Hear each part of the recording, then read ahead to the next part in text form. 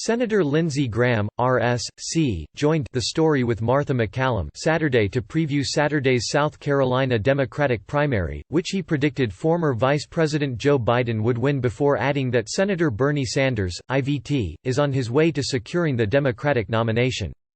"He'll win, and I think he'll win by double digits," Graham said of Biden. House Majority Whip Jim Clyburn, helping Joe Biden, the African-American congressman. Clyburn is a really well thought of, highly respected member of Congress.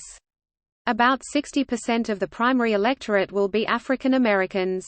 And Joe is beloved in the community, and he will win decisively. "But I think it's too late for Joe," Graham added. "This is Bernie's race to lose right now." Biden up by 20 points in must-win state of South Carolina. Advertisement. MacCallum asked Graham to react to a clip of Biden saying Sanders has to not only beat President Trump in November but win back the Senate for Democrats, a feat that would likely require unseating Graham in South Carolina. "It's a criticism of whether or not you think you're going to be able to help elect a Democratic senator here against Lindsey Graham, which I'm going to help do," Biden said at a town hall. Graham laughed off Biden's comment before saying a Sanders nomination would be great news for Trump and the Republican Party. "A Sanders candidacy is great news for President Trump.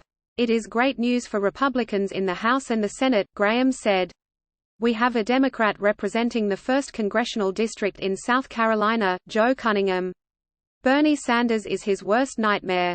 Graham predicted Republicans would take back the House if Sanders wins the nomination. "If you're a down-ballot Democrat in the Midwest, in the South, Bernie Sanders is your worst nightmare," Graham said. "I think we take the House back with Bernie for sure." Click here to get the Fox News app. The senator also blasted Sanders for calling Israeli Prime Minister Benjamin Netanyahu a racist during Tuesday night's debate in Charleston.